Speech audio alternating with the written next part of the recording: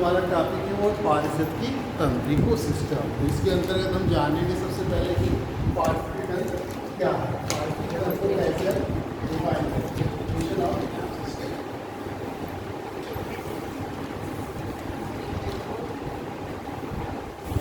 और दूसरा इसमें हम जानेंगे कि क्या आखिरकार पारिस्थितिकी तंत्र की विशेषताएं होती हैं, characteristics of ecosystem.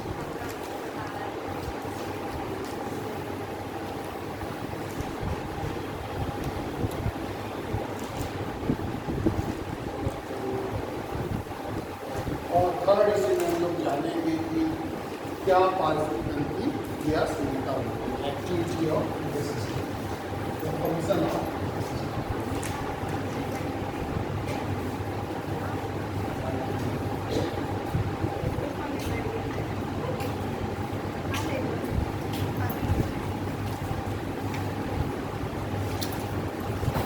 Functional activity of ecosystem.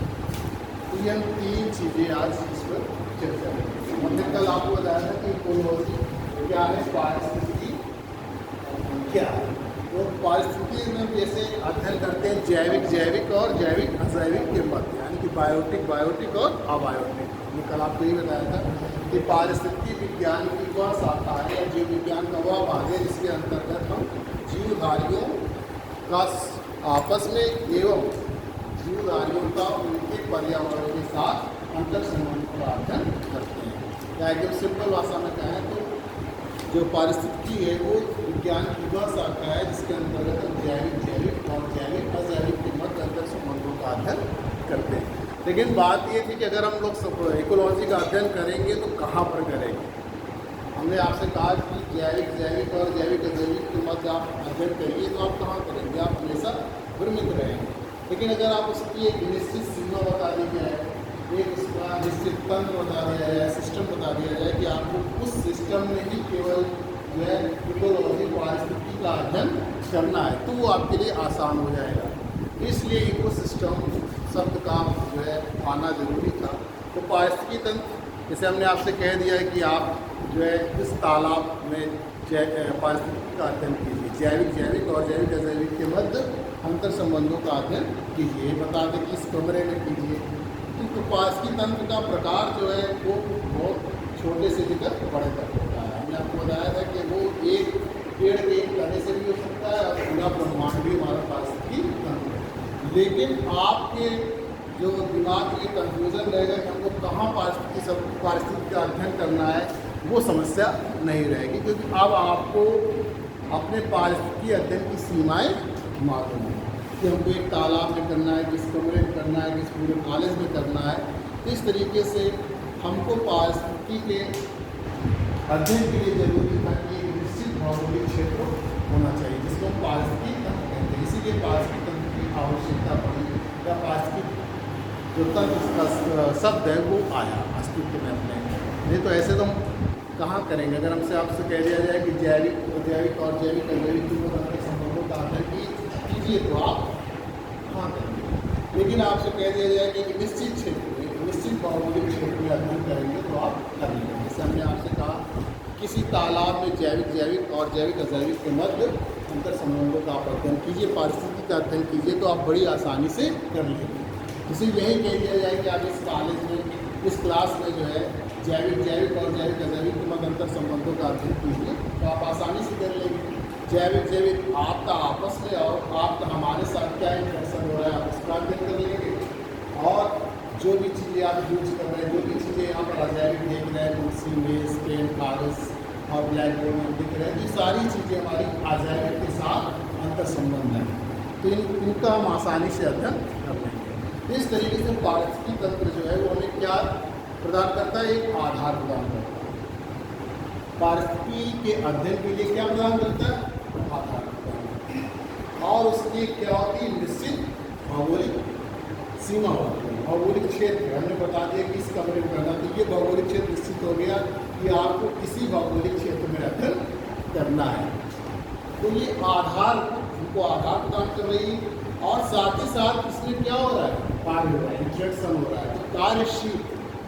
यानी कि पारिस्थितिकी तंत्र क्या है, पारिस्थितिकी तंत्र एक भौगोलिक आधारभूत क्षेत्रीय कार्यशील इकाई होती है, जिसके अंतर्गत हम जैविक और जैविक अजैविक के मध्य अंतर संबंधों का अध्ययन किसी निश्चित समय पर, एक निश्चित इकाई समय भी होगा। ऐसा नहीं है कि जो है आपके लिए कहते हैं आपके और हमेशा आप और हमारे बीच हमेशा इंटरेक्शन एक जैसा नहीं है।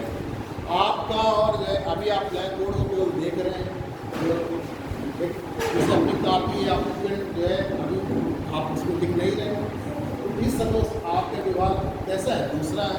लेकिन अभी हम आपसे कहेंगे कि लिखने के लिए, तो आपने लिखना शुरू कर दिया, तो आपका व्यवहार दूसरी तरीके से बदल गया। इसलिए लिखा हुआ है कि किसी निश्चित इकाई समय, वो समय निश्चित होगा, क्योंकि हमारा जो इंट्रैक्शन है वो हर पल बदल रहा है। तो पारिस्थितिकी तंत्र क्या है? पारिस्थितिकी तंत्र एक निश्चित भौगोलिक आधारभूत कार्यशील इकाई होती है, जिसके अंतर्गत हम जैविक अजैविक का कुल समुच्चय एवं उसके मध्य अंतर संबंधों का अध्ययन प्रति इकाई समय में। बात समझ में आ रही? पारिस्थितिकी तंत्र का जो सबसे पहले प्रयोग किया था वो एजी टॉन्सले ने किया था। कई बार एग्जाम में पूछा जाता है एजी टॉन्सले।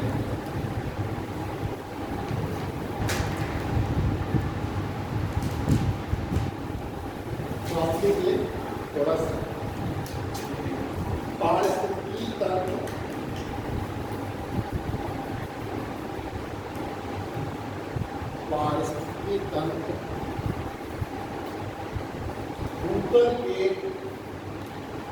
पारिस्थितिकी तंत्र भूतल के निश्चित क्षेत्र को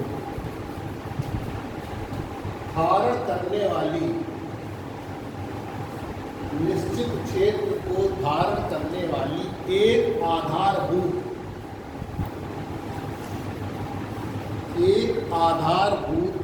कार्यशील इकाई होती है।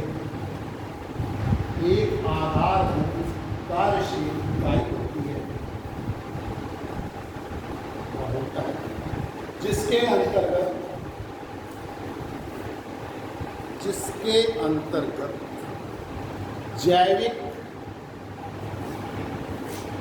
समुदाय तथा अजैविक समुदाय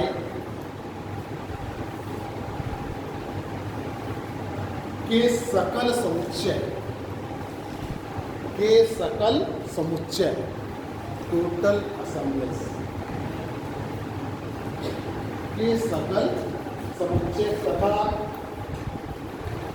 तथा किसी निश्चित समय इकाई के अंतर्गत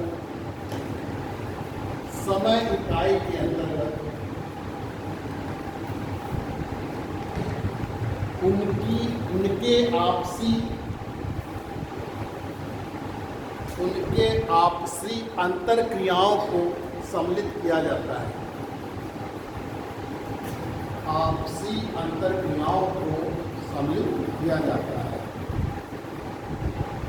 ये इसकी डेफिनेशन है। अभी हम आपको एक शब्द और उसकी एक लाइन है उसके बारे में बता देंगे तो इसका क्या होता है। अभी ये पैराग्राफ आप चेंज कर दीजिए। पारिस्थितिकी तंत्र शब्द का प्रयोग सर्वप्रथम 1935 में एजी टॉन्सले ने किया। बहुत आता है, अगर छोड़ दीजिए हर दूसरे तीसरे साल पूछा जाता है कि पारिस्थितिकी तंत्र का प्रयोग सर्वप्रथम किसने किया। तो पारिस्थितिकी तंत्र शब्द का प्रयोग सर्वप्रथम 1935 में एजी टॉन्सले ने किया। टॉन्सले शब्द आपको याद रखना है, सन की कोई बात नहीं, सन नहीं पूछा जाता है। अब आप इसकी एक लाइन को पढ़, एक शब्द को पढ़ लीजिए, लाइनें पढ़िए, फिर हम आपको देखिए। पहली लाइन है पारिस्थितिकी तंत्र भूतल यानी कि पृथ्वी के निश्चित क्षेत्र को धारण करने वाली, यानी कि पारिस्थितिकी तंत्र क्या है? एक पृथ्वी पर निश्चित क्षेत्र होगा, निश्चित क्षेत्र को धारण करने वाली आधारभूत कार्यशील इकाई। यही लाइन है ना, आधारभूत कार्यशील इकाई होती है। तो आप इसको एक एक शब्दों पे गौर करिएगा कि पारिस्थितिकी तंत्र भूतल के, यानी कि जो हमारा पृथ्वी का भूतल है, कोट के निश्चित क्षेत्र को धारण करने वाली। मतलब इसमें वो क्या है कि निश्चित क्षेत्र को धारण करती है। जैसे हमने तालाब कह दिया, ठीक, इस कॉलेज को कह दिया, मैं इस कमरे को कह दिया, तो ये क्या है, भूतल है, वो उसी पृथ्वी तल पर निश्चित क्षेत्र को धारण करने वाली एक आधारभूत कार्यशील, क्योंकि अब ये क्षेत्र हमको क्या कर रहा है, आधार प्रदान कर रहा है कि हम जहाँ पर जैविक और जैविक अजैविक के मध्य अंतर संबंधों का अध्ययन कर सकते हैं। कार्यशील इकाई होती है ऐसी, मतलब क्षेत्र नहीं है जहाँ पर कि एकदम कोई कार्य नहीं हो रहा है, यहाँ पे कार्य हो रहा है। हम पढ़ा रहे हैं, आप पढ़ रहे हैं, लिख रहे हैं, ठीक, आप उससे क्वेश्चन पूछ रहे हैं, आप आंसर दे रहे हैं। उसी तरीके से आप अजैविक चीज़ों का भी उपयोग कर रहे हैं, पेन का उपयोग कर रहे हैं, कापी का उपयोग कर रहे हैं, हम मार्कर का उपयोग कर रहे हैं, ब्लैक बोर्ड का उपयोग कर रहे हैं, आप ब्लैक बोर्ड में देख रहे हैं। तो ये सब इंट्रैक्शन है, अंतर क्रियाएँ हैं जो जैविक और जैविक के मध्य हो रही है। इसीलिए इसको कहा गया कि कार्यशील इकाई। इतनी बात आपको समझ में आ गई। ये आधारभूत कार्यशील इकाई होती है जिसके अंतर्गत जैविक समुदाय एवं अजैविक समुदायों के कुल समुच्चय या के सकल समुच्चय, ठीक, total assemblies of biotic and abiotic. तो बायोटिक का बिल्कुल इसमें हम सारी चीज़ों को शामिल करते हैं, जैविक और अजैविक, जितनी भी जैविक चीज़ें हैं और जितनी भी अजैविक चीज़ें हैं उनको सबको शामिल करते हैं। सकल समुच्चय मतलब कि जितनी भी चीज़ें हैं उनको छोड़ेंगे नहीं। मान लीजिए यहाँ पर कोई छोटा सा माइक्रो ऑर्गेनिज्म जो है कह रहा हो, घूम रहा हो, तो उसको मेरे को शामिल करना है। ये चीटी घूम रही है, कोई कुछ भी, मतलब तो इसीलिए कहा गया total assemblies of biotic and abiotic. फिर है तथा किसी निश्चित इकाई समय में, ठीक, उनके मध्य यानी कि जैविक और जैविक अजैविक के मध्य अंतर क्रियाओं के अध्ययन को सम्मिलित। तो मतलब किसी निश्चित समय, क्योंकि हमारा हर क्षण जो है क्या हो रहा है, इंट्रैक्शन बदल रहा है। अभी हम आपको समझा रहे हैं, अभी थोड़ी देर बाद लिखने लगेंगे, तो हमारा इंट्रैक्शन अभी आपसे हो रहा है, जैविक से हो रहा है, इसके बाद हमारा ब्लैक बोर्ड से होने लगेगा, जैविक से होने लगेगा। इस तरीके से हमारा जो इंट्रैक्शन है वो क्या है, हर पल बदल रहा है। इसीलिए हम किसी निश्चित समय इकाई पर ही उस अध्ययन को शामिल कर सकते हैं कि उस समय क्या हो रहा था, उस समय अंतर क्रियाएँ क्या हो रही हैं। इसीलिए लिखा गया तथा किसी निश्चित समय इकाई में हम उनके मध्य अंतर संबंधों को अंतर संबंधों के अध्ययन को सम्मिलित करें। आगे बात आपको समझ पूरी लाइन, ठीक, इसको आपको याद रखना है कि इन्वायरमेंट या ज्योग्राफी जो भी है वो आपको समझने की चीज़ है। ऐसे क्वेश्चन बहुत कम आते हैं कि जो आपको रटना है। जब तक आप समझेंगे नहीं तब तक फिर IAS में आप कुछ कर नहीं पाएंगे। तो IAS के लिए आप पूरी तरीके से आप समझेंगे, कुछ पार्ट तो रखना ही पड़ता है। जैसे ये चीज़ तो आपको याद ही करनी पड़ेगी कि पारिस्थितिकी तंत्र शब्द का प्रयोग शब्द किसने किया था, ये चीज़ आपको यहाँ तक आपको समझ में आ गया। अब दूसरी हम आपको बता रहे हैं कंपोनेंट्स, घटक या स्ट्रक्चर ऑफ इकोसिस्टम। यहाँ पर दूसरा नंबर हमारा कंपोनेंट्स या स्ट्रक्चर ऑफ।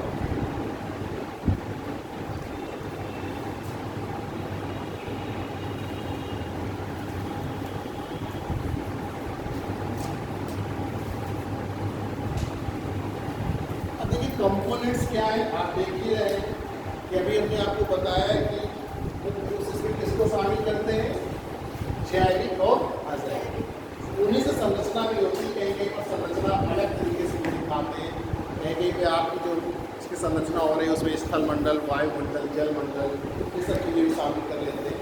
तो अलग अलग तरीका है, लेकिन सबका सार जो निष्कर्ष है वो यही है कि जैविक और अजैविक। कहीं कहीं पर इसके कंपोनेंट्स भी दिखा सकते हैं, इसके घटक होते हैं।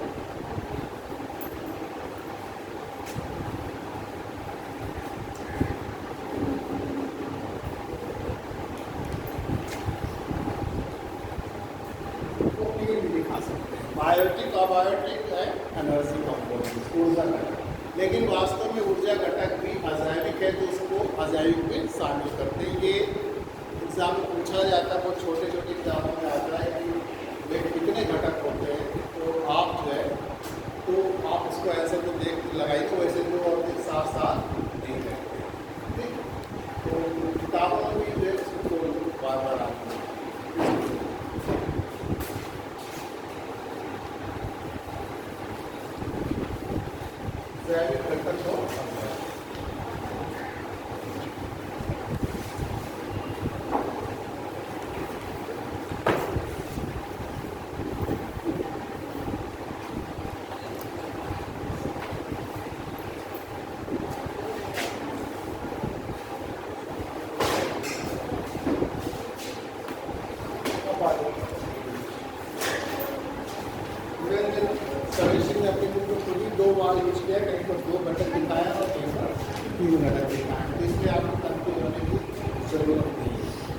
जैसा विकल्प देखे तो वैसे आप लगा लीजिए।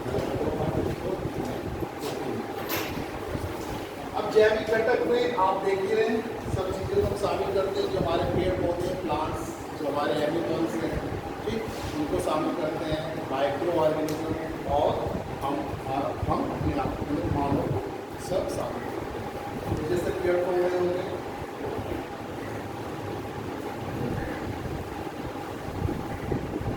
फ्यूजन होंगे,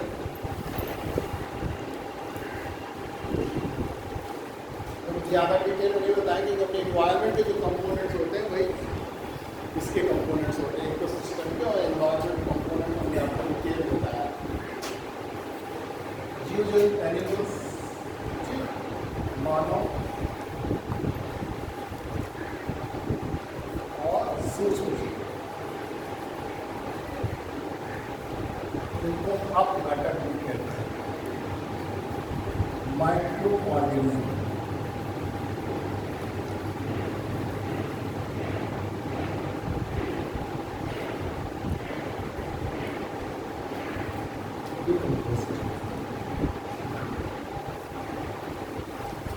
तो ये सारी जितने भी आप सजीव चीज़ें देख रहे हैं सबको इसमें आप शामिल करें, पेड़ पौधे, जीव जंतु, मानव और सूक्ष्म माइक्रो ऑर्गेनिज्म।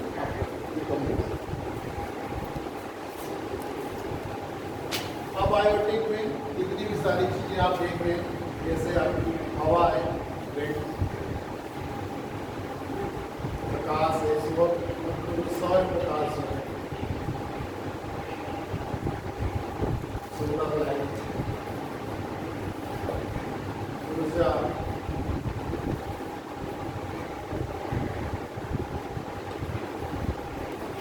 आर्द्रता, जो भी चीजें आप देख रहे हैं,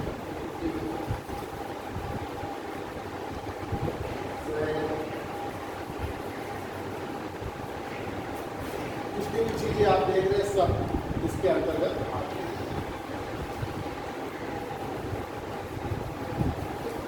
पेड़ पौधे आपको मालूम ही, काफी पेड़ पौधे दिखाई दे रहे हैं, एनिमल्स आपको मालूम ही है, जो भी चीजें दिखाई दे, माइक्रो ऑर्गेनिज्म जो बहुत छोटे छोटे जीव होते हैं और वही अब घटक का कार्य करते हैं। जैसे आप कभी आप देखें कि कोई चीज़ कहीं भी आपने देखा कि कुत्ता मरा हुआ पड़ा हुआ है, इसको उठाने कोई नहीं गया, गोबर कहीं को पड़ा हुआ है तो इसको उठाने को नहीं गया, लेकिन आप देखेंगे कुछ दिन बाद उसमें आपको आसान के छोटे छोटे चीज़ उसके चारों तरफ नज़र आएंगे। आप वो क्या करते हैं, वो इसको वो जो है आप देखेंगे वहाँ कोई उठाने नहीं गया कुत्ते को, लेकिन 3-4 दिन बाद क्या होता है, अपने आप को डिकम्पोज हो जाता है। डिकम्पोजर जो होते हैं उसको क्या करते हैं, उसके जटिल तत्वों को सरल तत्वों में परिवर्तित करते हैं, जिससे कि वो सरल तत्वों में परिवर्तित हो जाए और मिट्टी में मिल जाए, क्योंकि जटिल जो तत्व होते हैं वो मिट्टी में नहीं मिलता।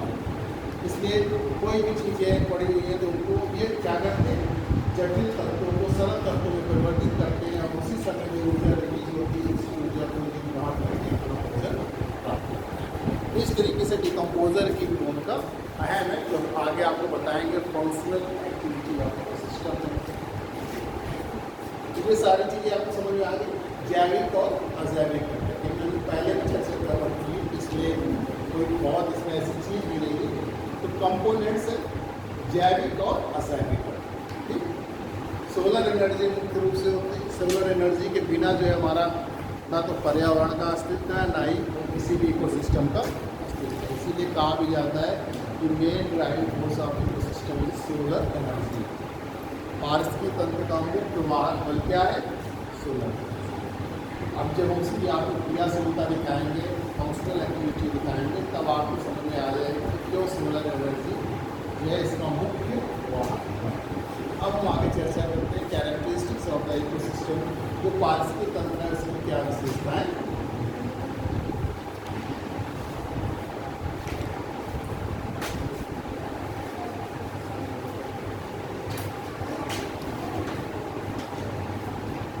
अब आप उसकी डिफिनीशन एक बार पढ़ लें,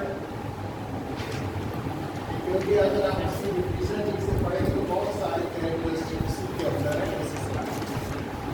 इसलिए प्रत्येक चीज जो भी आपको पढ़ाई जाती है उसकी शुरू की लाइन आप बहुत गौर से पढ़ना चाहिए।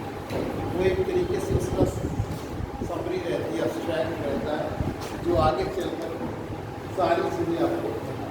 अब आप देखिए कैरेक्टरिस्टिक्स ऑफ इकोसिस्टम।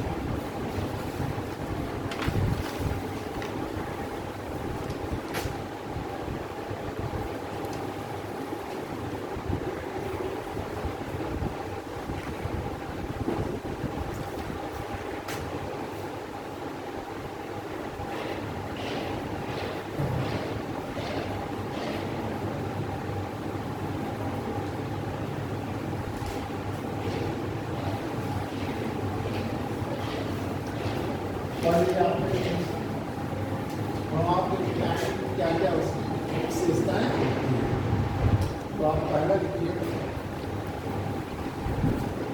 पारिस्थितिकी तंत्र एक कार्यशील क्षेत्रीय इकाई होती है।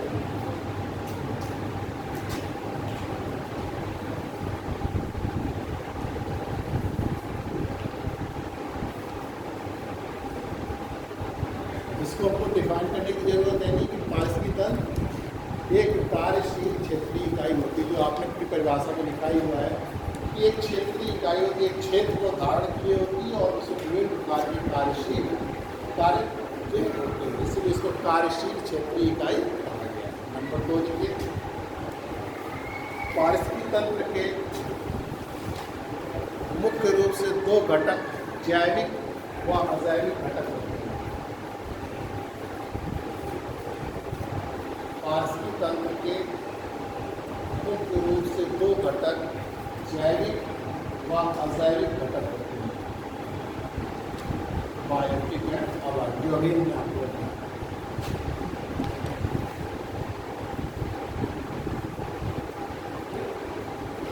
फिर आगे लिखिए पारिस्थितिकी तंत्र का एक सुनिश्चित क्षेत्र होता है। पारिस्थितिकी तंत्र का एक सुनिश्चित वेल डिफाइंड रीजन होता है, सुनिश्चित क्षेत्र होता है। जैसे हमने कह दिया कि जो है इस तालाब का आपको अध्ययन करना है, उसकी जो है सीमा निश्चित हो, उस क्षेत्र की सीमा निश्चित हो गई। हमने कहा इस कमरे की, तो इस कमरे की आपको सीमा निश्चित हो गई, उत्तर में कितना है, दक्षिण में कितना है, पूर्व में कितना है।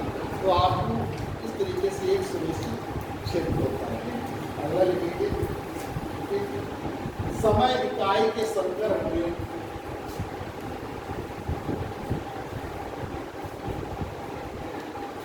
समय इकाई के संदर्भ में पर्यवेक्षण किया जाता है या अंतर संबंधों का अध्ययन किया जाता है। समय इकाई के संदर्भ में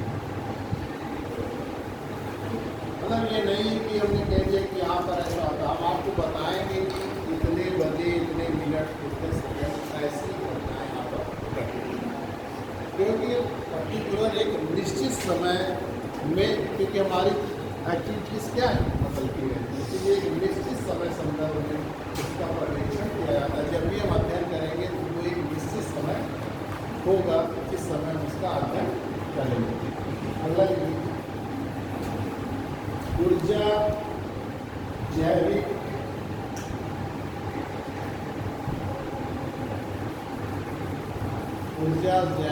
व भौतिक संगठकों के मध्य, भौतिक मीन्स अबायोटिक जो अजैविक, भौतिक संगठकों के मध्य जटिल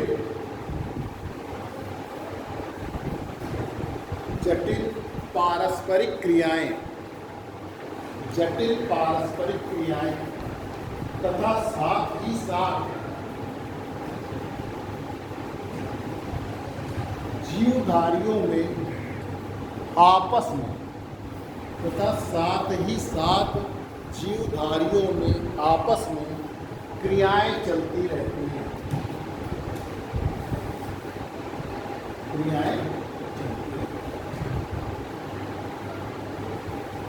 समझ में आएगा।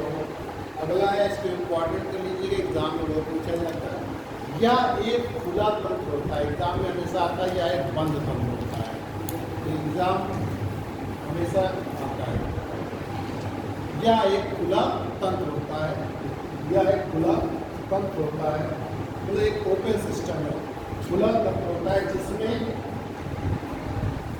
ऊर्जा तथा पदार्थों का, जिसमें ऊर्जा तथा पदार्थों का सतत निवेश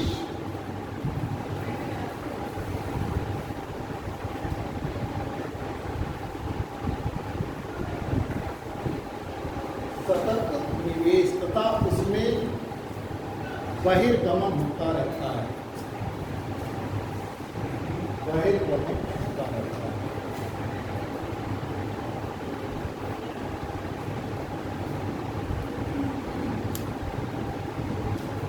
ये बहुत कुछ है, हमेशा आए कुछ कि आए बंद तंत्र, जैसे 4 पॉइंट इकोसिस्टम के बारे में दे दिए गए तो निम्नलिखित में से कौन सही नहीं है, या 4 पॉइंट दे दिए जाते तो पूछा जाता कि इनमें से कौन सही, 1 2 3 4 कई बार क्वेश्चन आया था। ये ओपन सिस्टम है, खुला तंत्र, इसमें लगातार ऊर्जा का निवेश होता रहता है। ऐसा नहीं कि ये क्लोज सिस्टम है, क्लोज सिस्टम मतलब कि उसमें फिर जो है एक बार ऊर्जा का निवेश हो गया तो दोबारा ऊर्जा का निवेश कंटिन्यू चलता रहता है, लगातार ऊर्जा का निवेश चलता रहता है। जैसे system, difference system, close system और आइसोलेटेड सिस्टम, 3 तरीके के सिस्टम होते हैं, 3 तरीके के तंत्र होते हैं। तो क्लोज ओपन सिस्टम में हमेशा चाहे जैसे आप आते जाते रहिए, ठीक एक तरीके से आवागमन में कोई बाधा नहीं होती। क्लोज सिस्टम में जो तो आपको एक निश्चित लोग हैं, बस उतने लोग या उतने लोग आ जा सकते हैं और कोई बाहरी अगर कुछ प्रवेश नहीं करता। आइसोलेटेड सिस्टम में एक विलग तंत्र होता है, जैसे हमारे मान लीजिए कि कोई जनजाति है तो वो एकदम विलग रहते हैं, आइसोलेटेड सिस्टम है उनका, वो समाज से एकदम दूरी बना के रहते हैं, तो आइसोलेटेड सिस्टम एकदम विलग, आइसोलेटेड विलग कहते हैं, एकदम अलग तंत्र बना के किसी से कोई संपर्क नहीं रखते, बहुत रिजिड होती है, उसको आइसोलेटेड सिस्टम। तो ओपन सिस्टम में आवागमन में कोई बाधा नहीं होती, जैसे सूर्य का प्रकाश कंटिन्यू जो है हमारे इकोसिस्टम में प्रवेश होता है, और साथ ही साथ जो हम लोग ऊर्जा जो विमोचन करते हैं श्वसन के माध्यम से करते हैं, जो श्वसन में ऊर्जा जो क्या कहते हैं छोड़ी जाती है, तो वो भी लगातार जैसे बहिर्गमन होता रहता है, तो लगातार सतत निवेश होता रहता है और बहिर्गमन होता रहता है, इसीलिए इसे हम कहते हैं ओपन सिस्टम या एक खुला तंत्र होता है। इसको इम्पॉर्टेंट कर लीजिए। और दूसरा इसमें देख लीजिए, ऊर्जा का प्रवाह एक दिशा होता है, यूनिडायरेक्शनल होता है, ऊर्जा का प्रवाह एक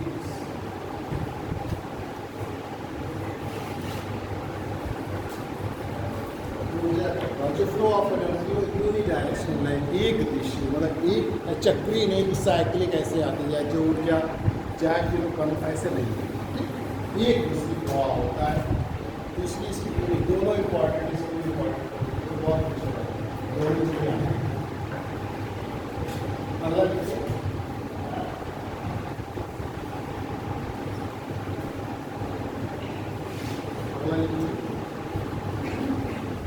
जब तक बाह्य कारकों के द्वारा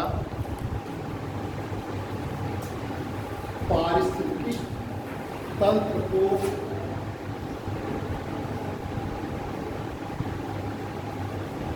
डिस्टर्ब नहीं किया, बाह्य कारकों द्वारा पारिस्थितिक तंत्र में कोई विघ्न नहीं डाला जाता है, तब तक पारिस्थितिक तंत्र समस्थिति होती है, समस्थिति मतलब पारिस्थितिक तंत्र में एक इक्विलिब्रियम पोजीशन होती है, समस्थिति होती है, जब तक कि हम उसको डिस्टर्ब नहीं करें।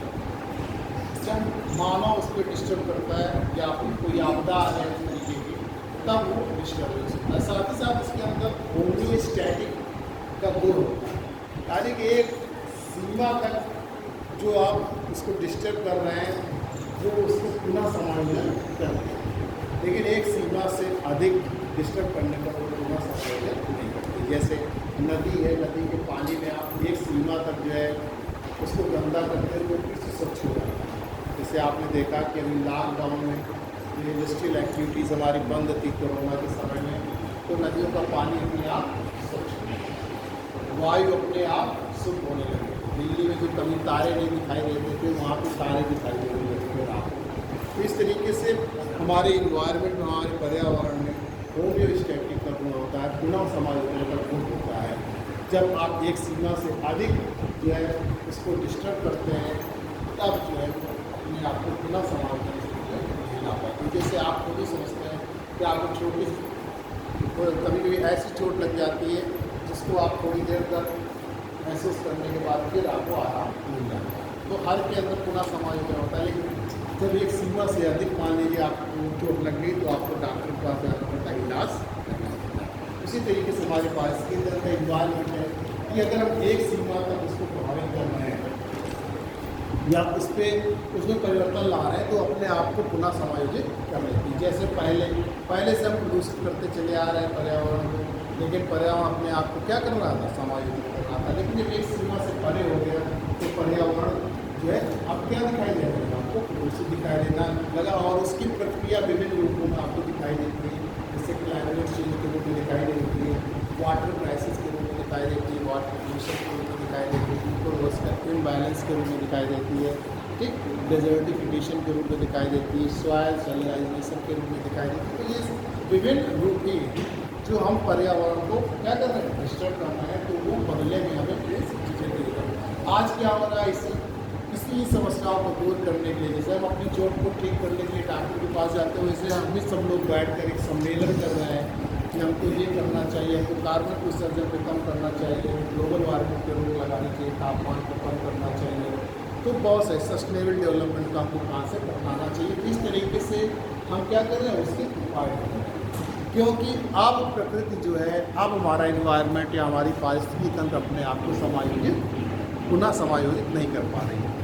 इसलिए जो है अब हम ये सब चीज़ें ढूंढ रहे हैं और करना कुछ नहीं है। आप तो खाली जो है गंगा नदी है या जो भी है, जितने भी आपकी योजनाएं चलती हैं, तो चलाने की भी कोई ज़रूरत नहीं। बस जिससे प्रदूषित हो रहा है, जिससे काम वो हो रहा है, उसको उपयोग करना अपने आप से हो जाए। हर के अंदर गुण होता है। अगर नदियों को बहुत सारे योजनाएं चलती है, जैसे निर्मल गंगा एक्शन प्लान चला, फिर निर्मल जो है गंगा अभियान चला, तो ये क्या है, उनको स्वच्छ करना है, कोई ज़रूरत नहीं स्वच्छ करने, खाली हम उसको गंदा तो अपने आप स्वच्छ हो जाएंगे। जिसका उदाहरण अभी आपने लॉकडाउन के समय देखा था कि नदियों का पानी स्वच्छ हो गया था, वायु स्वच्छ हो गई थी और आसमान साफ हो गया था। जहाँ बताया गया कि बहुत सारे ऐसे इंडस्ट्रियल सिटीज़ हैं जहाँ पर हमको रात को जो है तारे देखना जो है कुछ तो उसे दिखने लगे।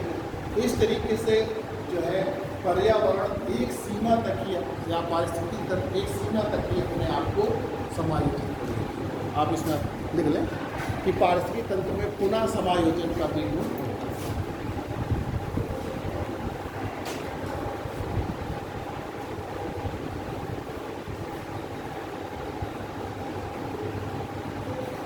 होम्योस्टैटिक है, पुनः समायोजन का गुण होता है। ये सब एक पुनः समायोजन का मतलब होता है कि अपने आप को एक पुनः समायोजित कर देते हैं। ठीक, नहीं समझ में आया?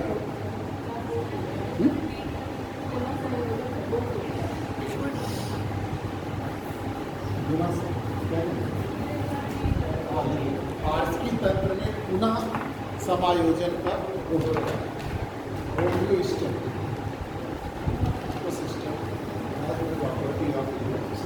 पुनः समायोजन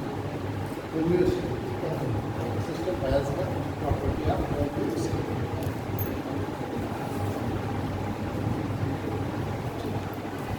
तो इस तरीके से जो है समायोजन का गुण होता है, सब में होता है, हम लोगों के लिए होता है। लेकिन एक सीमा के बाद जो है हम अपने आप को पुनः उस अवस्था में अगर आवश्यकता से या सीमा से पहले अलग पारिस्थितिकी तंत्र में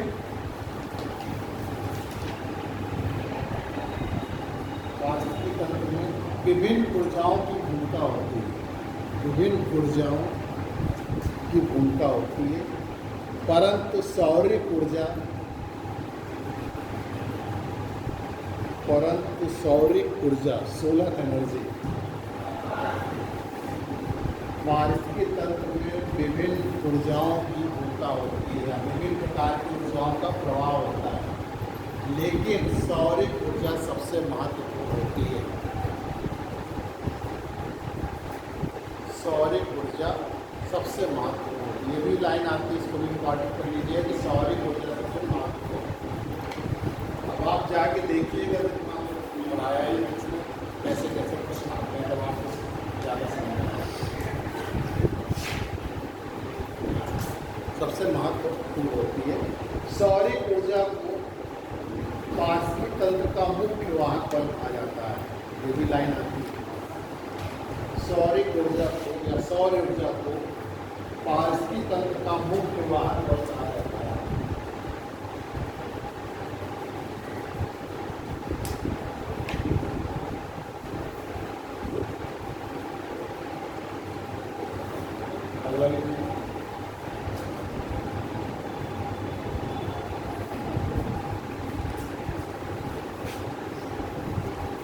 पारिस्थितिक तंत्र का क्षेत्रीय आकार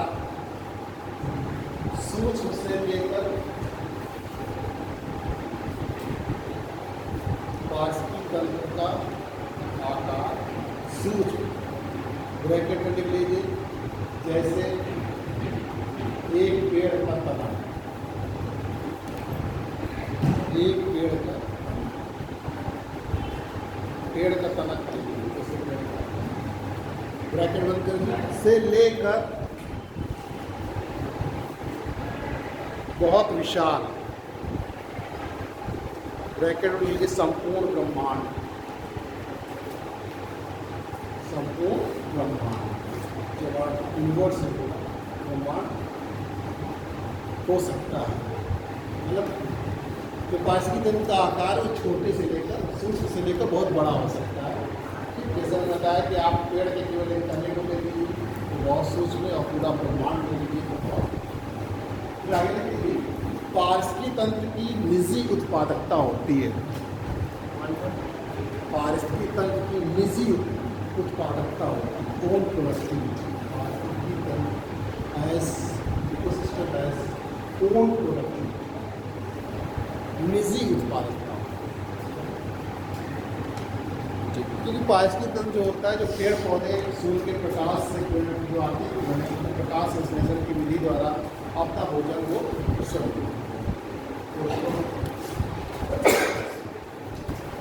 उसकी निजी उत्पादकता कहते हैं। आगे पढ़ाएंगे उत्पादकता क्या होता है। आगे पारिस्थितिक तंत्र के विकास में, पारिस्थितिक तंत्र के विकास एवं संवर्धन, पारिस्थितिक तंत्र के विकास एवं संवर्धन, डेवलपमेंट एंड इनरिचमेंट, विकास एवं संवर्धन के विभिन्न अनुक्रम, सीक्वेंस के विभिन्न अनुक्रम सीक्वेंस अनुक्रम होते हैं।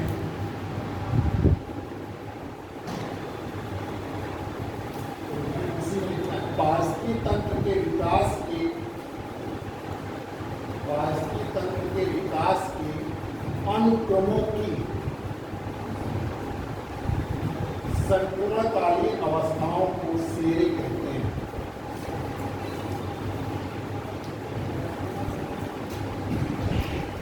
ये लाइन जो मैं बोली इसको अंडरलाइन आता है, सीरे क्या कहलाता है।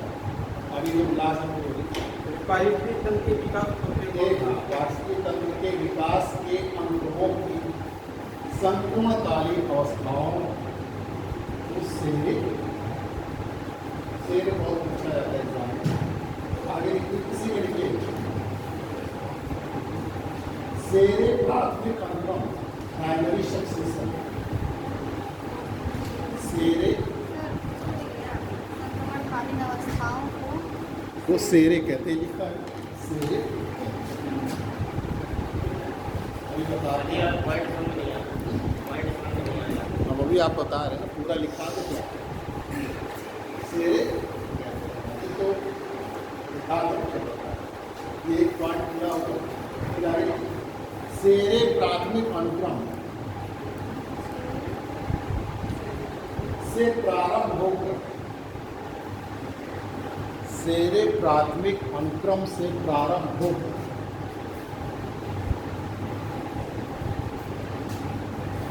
अंतिम अनुक्रम में परिणित होता है। अंतिम अनुक्रम नहीं लिख पा रहे क्या? अनुक्रम अब एग्जाम में आता है, एग्जाम में साइंस में से तो दोनों बार आया है, उसने इस लाइन पर लिखा है। अनुक्रम में परिणित होता है जिसे चरम क्लाइमेक्स भी पूछा गया है, जिसे चरम क्लाइमेक्स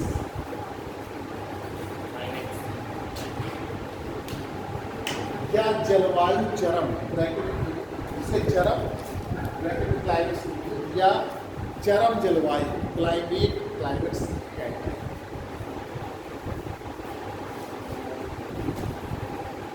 इसको इम्पॉर्टेंट कर लीजिएगा, दोनों चीज़ें पूछी गई, सेरे भी पूछा गया और चरम भी पूछा गया, क्लाइमेक्स और आगे से हम जो भी आपको पढ़ाते हैं क्वेश्चन के आधार पर पढ़ाते हैं, जो क्वेश्चन आए, इसीलिए आपसे कहते हैं कि आपको तब ज़्यादा समझ में आएगा कि हम क्या पढ़ रहे हैं और जो पढ़ रहे हैं वो कितना सार्थक है, जब आप पीछे के प्रश्न उठा के देखें। इसलिए आप पीछे वाले प्रश्न जरूर देखें, तो क्योंकि इधर तो नए प्रश्न की बातें उनकी बात नहीं करते, लेकिन इधर के 2018 के पहले के जितने प्रश्न हैं वो सब हमारे दिमाग में रहते हैं, वो हम आपको सारे बताते हैं। इसके बाद में हो सकता है कि छूट जाए, इधर के बहुत सारे पेपर, उसके पहले के सारे पेपर वहाँ देंगे, हम आपको सारे क्वेश्चन इसीलिए बता देते हैं कि ये आया हुआ, ये आया हुआ।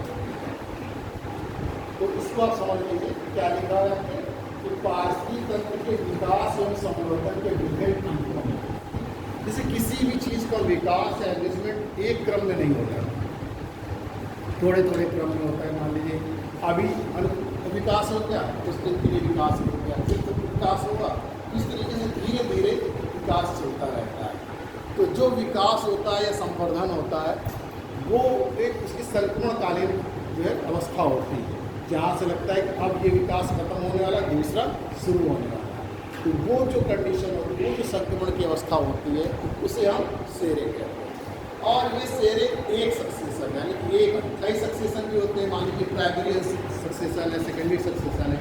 मान लीजिए यहाँ पर क्या कहते हैं, कोई पहले से वनस्पति थी, लेकिन जो है इसके बाद जो है दूसरी वनस्पति आकर यहाँ पर चलती है, उसका किसी भी तरीके से नष्ट हो गई। मान लीजिए वहाँ पर अर्थ को आ गया, ज्वालामुखी का उद्गार हो गया, कोई भी कारण हो सकता है।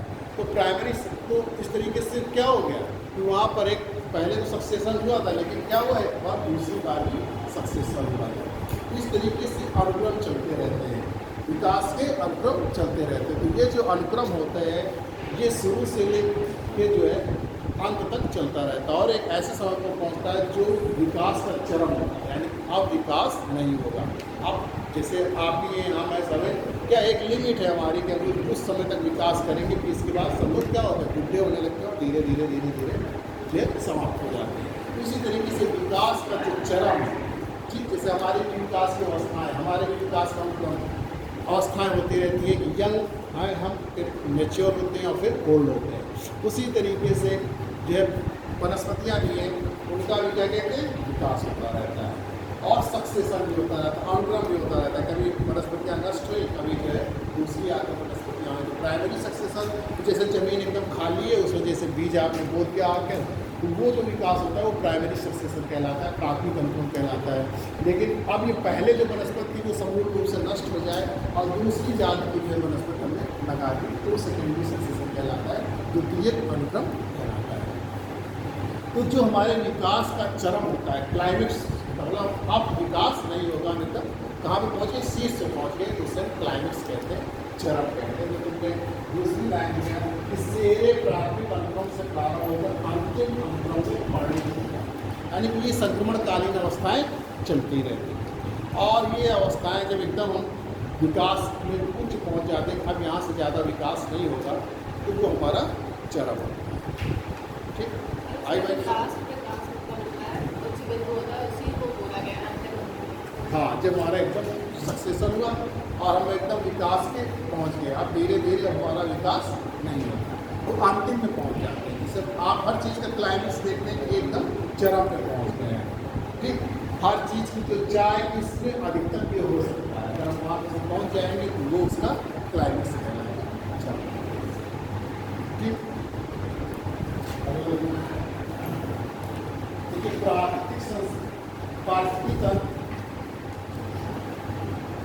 प्राकृतिक संसाधन संपन्न होते हैं।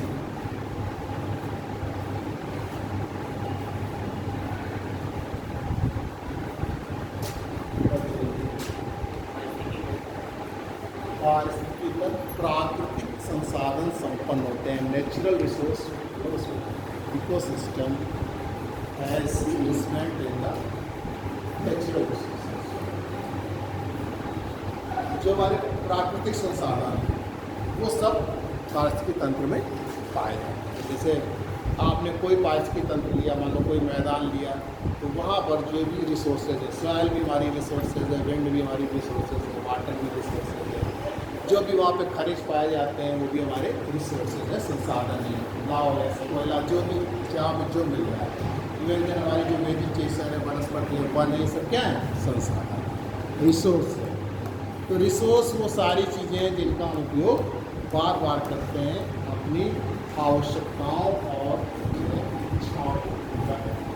Resources are all those things which are used again and again to complete their desire and necessity. अपनी आवश्यकताओं और इच्छाओं को पूर्ति के लिए जिन चीज़ों को हम बार बार उपयोग में लाते हैं वो संसाधन है। कोई भी संसाधन तब तक नहीं है जब तक हम उसका उपयोग नहीं करते। मिट्टी का उपयोग अगर हम एग्रीकल्चर के लिए कर रहे हैं तो वो संसाधन है, नहीं तो संसाधन। जल का उपयोग कर रहे हैं किसी रूप में, चाहे उसको इलेक्ट्रिसिटी प्रोडक्शन के रूप में कर रहे हो, चाहे पानी पीने के लिए कर रहे हो, किसी भी तरीके के रूप में कर रहे हो, तो वो संसाधन है। अगर हम उसका उपयोग नहीं कर रहे हैं तो बेकार पड़ेगी। कोयला हमारे लिए संसाधन है अगर हम उसका उपयोग बार बार कर रहे हैं, अगर नहीं कर रहे हैं तो ना संसाधन है। तो हर चीज़ वो संसाधन है जिसका उपयोग हम बार बार कर रहे हैं। इसलिए ह्यूमन को भी रिसोर्स कहा गया, मानव को भी संसाधन कहा गया। जैसे हम आपको बार बार पढ़ा रहे हैं, आपका हमारा उपयोग जो है बार बार, हम भी किसी का, इस तरीके से ह्यूमन भी क्या है? एक रिसोर्स है। और ह्यूमन को सबसे बड़ा संसाधन भी कहा गया। Human resource is most important resource because all the resources are used by the human. मानव के द्वारा ही सारे संसाधन उपयोग में लाए जाते हैं। मानव संसाधन है, अगर मानव संसाधन ठीक से नहीं उपयोग में होगा तो हमारे सारे संसाधन बेकार है। इसलिए इसको सबसे महत्वपूर्ण संसाधन कहा गया है। इसीलिए जहाँ भी कोई भी चीज़ें हैं उनको उसी जो ज़्यादा से ज़्यादा आउटपुट दे सके उसको लगाया जाता है। ये कहते हैं मैन पावर का प्लेसमेंट हो सही ढंग से। मान लो जो नहीं जानता है उस चीज़ को उपयोग करना, जैसे मान लीजिए हमारे कॉलेज में और चपरासी को पढ़ाने की जगह लगा दीजिए, पढ़ाने वालों को चपरासी की जगह लगा दीजिए कार्य करने में, तो क्या कार्य सही हो? नहीं, क्योंकि हमने मानव संसाधन का उपयोग सही ढंग से। तो मानव संसाधन ही जो है वही सबसे बड़ा संसाधन है, सबसे महत्वपूर्ण संसाधन है। इसीलिए हमारी सरकारें हमारे ऊपर इतना पैसा खर्चा करती है कि अगर हम घर में बैठे बीमार हैं तो संसाधन हम, क्या जरूरत है सरकार को आपके पीछे इतना पैसा खर्चा करने की? लोक कल्याणकारी कांसेप्ट को मानते हुए कांसेप्ट बाद में है सरकार। लेकिन ये भी तो है अगर हम ठीक ठाक रहेंगे, सब कुछ रहेंगे, तभी तो हम अपनी प्रोडक्टिविटी, हम तभी तो देश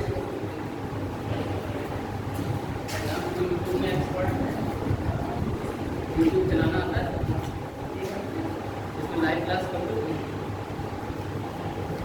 कौन चला लेगा? डेली करना है, चैनल बनाना पड़ेगा, चैनल बना लाइव जाना है। क्लास स्टार्ट होने लगी, क्लास का नाम क्या सब्जेक्ट है और फिर आपसे टीवी आएगा, लाइव कर दो। तो एक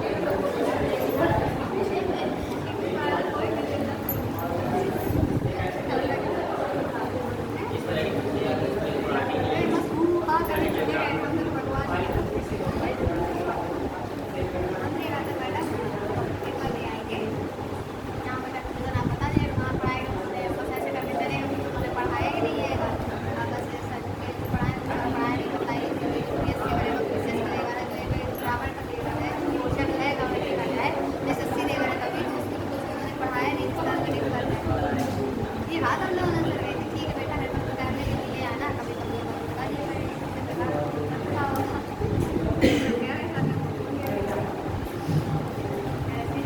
क्योंकि पास के तंत्र जो है संसाधन संपन्न होते हैं, यानी प्राकृतिक संसाधन है उसके।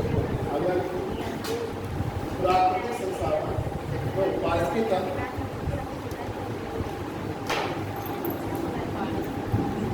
संरचित तथा सुसंगठित एवं सुसंगठित।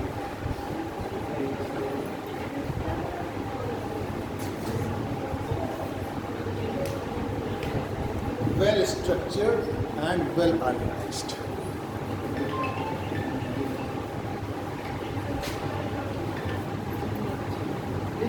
पाचवी तंत्र संरचित एवं सुसंगठित होती है।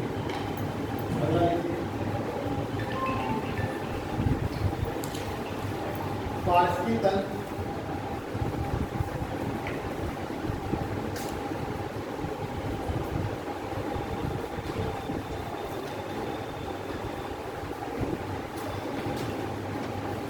में अध्ययन ब्लैक बॉक्स मॉडल के रूप में किया। पाचवी तंत्र में अध्ययन ब्लैक बॉक्स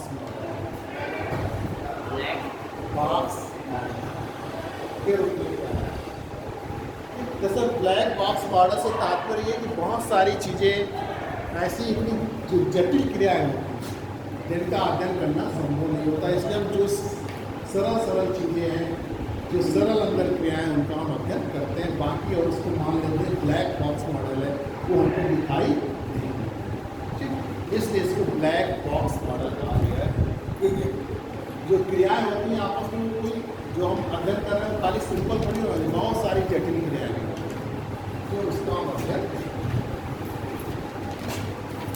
अब इसमें आपको कुछ पूछना और पूछना जी, अगर पॉइंट बता दीजिए, सौर ऊर्जा को इकोसिस्टम का मुख्य आधार कहा जाता है। हाँ, सौर ऊर्जा पर क्योंकि आगे जो पढ़ाने चल रहे हैं तो आपको इससे पता चल जाएगा कि अगर सोलर एनर्जी नहीं होती तो हमारा कार्य जो होता है कोई,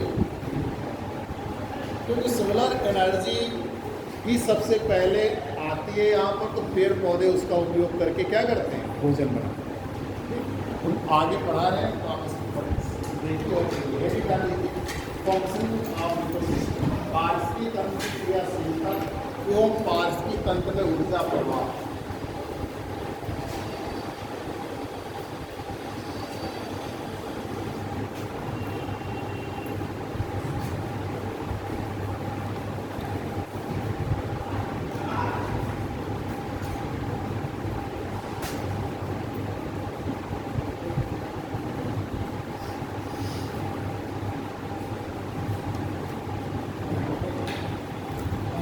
Of ecosystem and energy flow in ecosystem.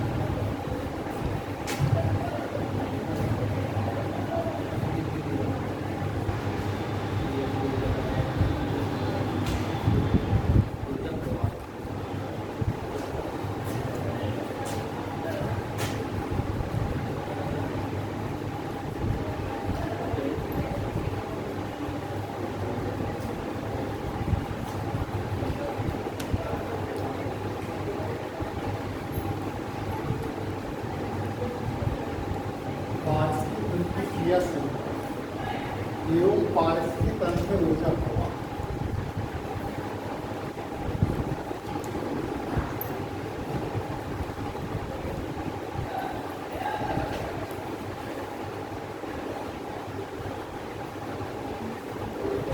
देखिए, किसी भी कार्य, किसी भी क्रियाशीलता के लिए हमें ऊर्जा की जरूरत होती है, तो जब तक ऊर्जा का प्रवाह नहीं होगा तो कार्य एक ही बात है। एग्जाम में आता है लिखने के लिए, जब मेंस करते हैं तो दोनों में से कोई भी चीज़ आएगी, लिखना आपको एक ही चीज़। आप एक ही इसका एक डायग्राम बनाएंगे,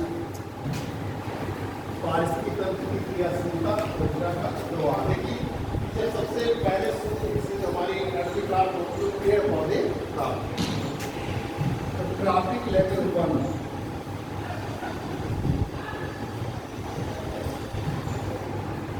इसका हम लोग पोषण स्तर कहते हैं, ट्रॉफिक लेवल 1। पोषण स्तर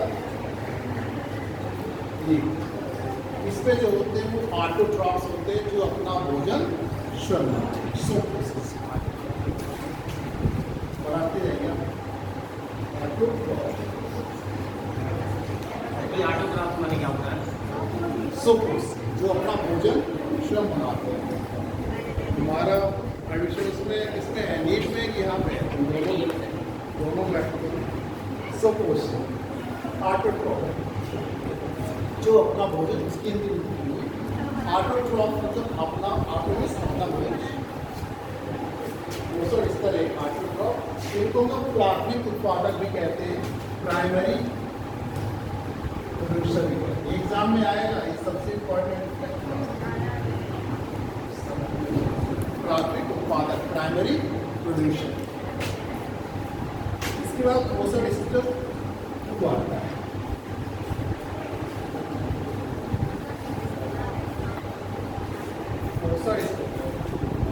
आप देखिए पेड़ पौधे तो अपना भोजन बना लेते हैं। अब इसके बाद जो पेड़ पौधों से अपना भोजन प्राप्त करते हैं उनको क्या कहते हैं? शाकाहारी कहते हैं, हर्बीवोर्स।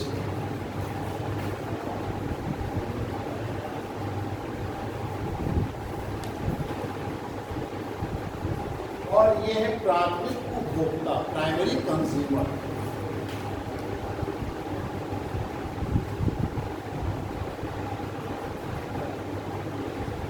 भी तरीके से पूछा जाए और उसके तरीके से बताना है। पोषण स्तर आता है, कभी प्राथमिक उपभोक्ता को मिलाने के लिए आएगा, प्राथमिक उत्पादक के लिए मिलाने के लिए आएगा।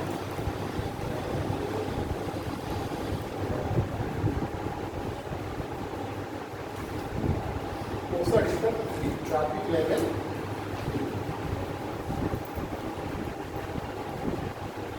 इसमें आते हैं मांसाहारी, जिसे हम लोग कार्निवोर्स कहते हैं, जो शाकाहारी जीव जंतुओं से अपना भोजन खाता है।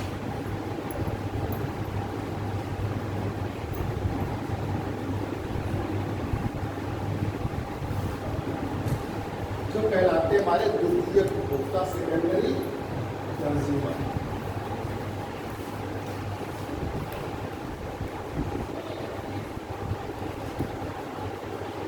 ये तो कोई भी आप एग्जाम देंगे तो आएगा ही आएगा हमेशा।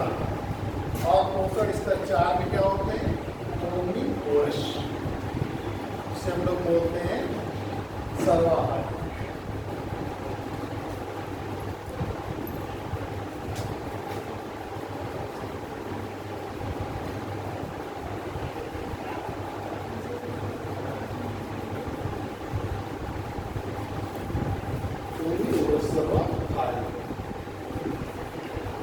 सब तृतीय उपभोक्ता होते हैं।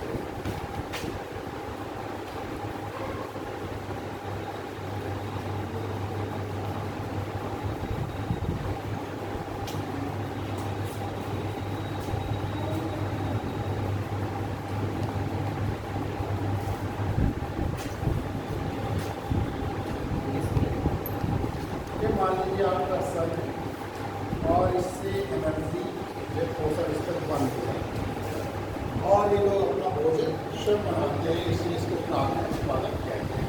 अब पोषण स्तर में पोषण स्तर 1 से है।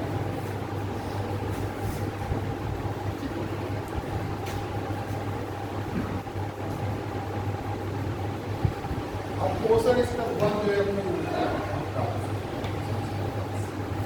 पोषण स्तर 3 जो है अपनी ऊर्जा प्राप्त करता है, पोषण स्तर। और पोषण स्तर 4 जो है वो सर्वाहारी होता है।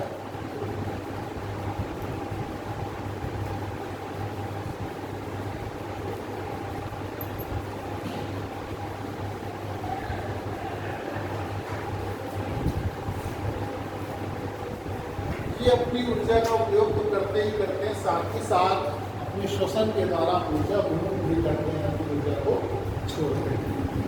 ये तो इनपुट हो गया ऊर्जा का निवेश।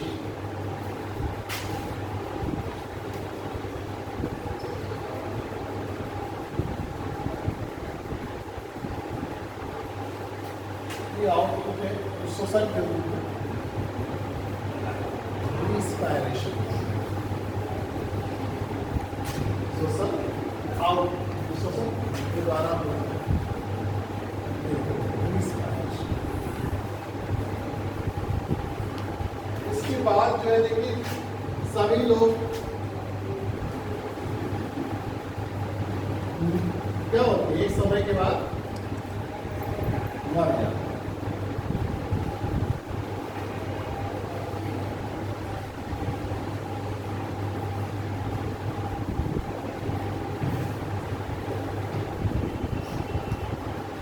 अब इसी ऊर्जा का उपयोग कौन करता है? अब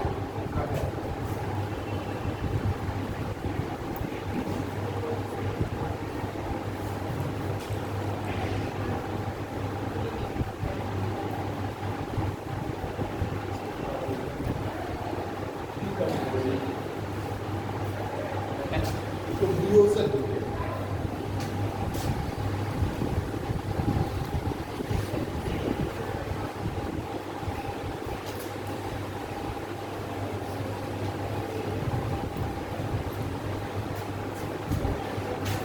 फंक्शनिंग ऑफ इसको बनाना तो जल्दी से आपको समझा।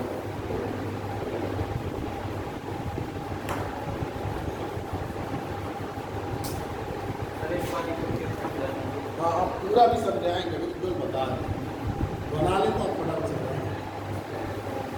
ये तो समझाना ये तो क्यों बनाया है समझाया।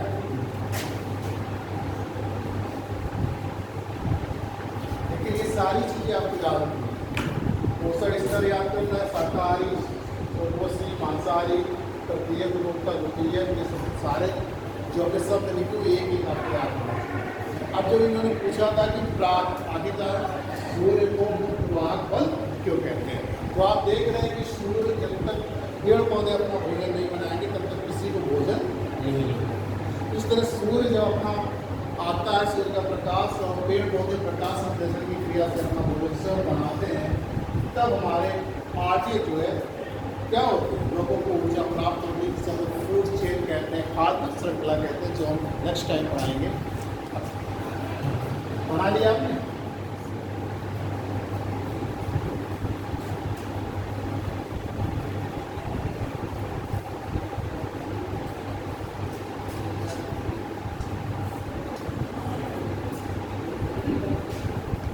क्या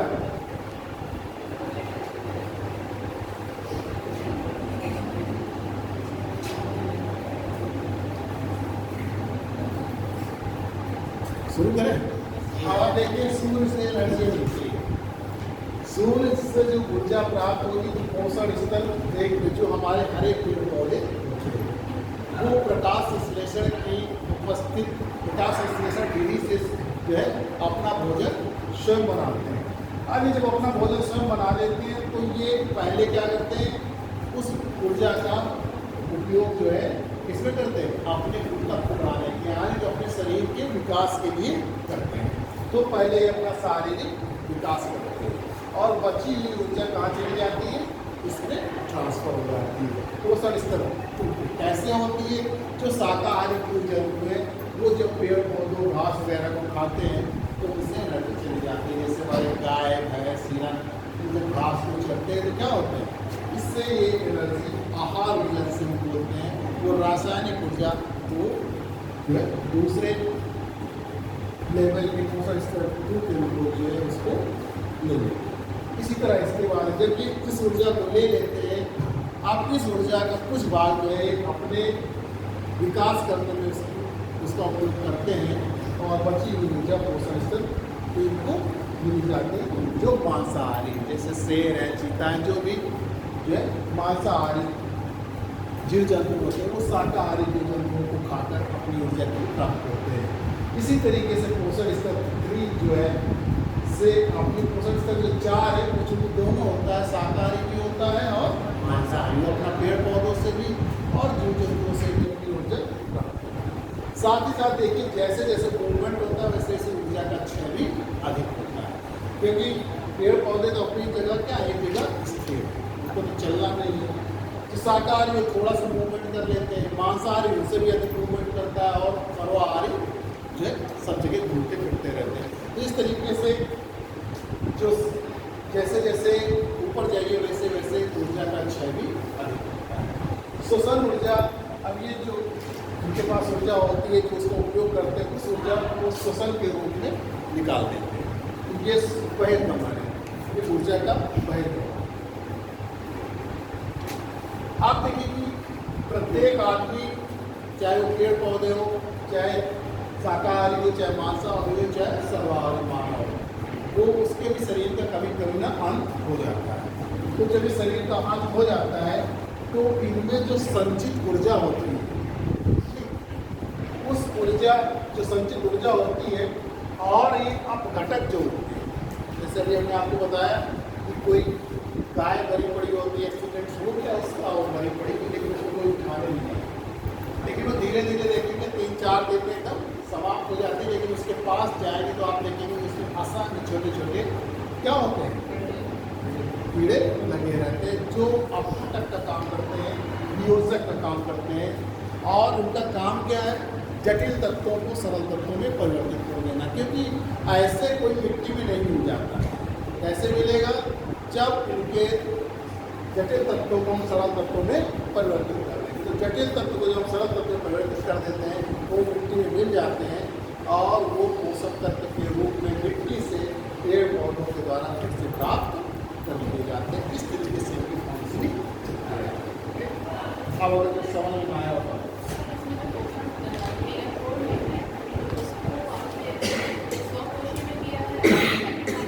हाँ शाकाहारी मांस इससे भी कार्डियो और रसन भी होता है, तो उस तरीके की चीजें, हाँ सर्वाहारी मतलब सबसे आहार है, तो इसका ये भी है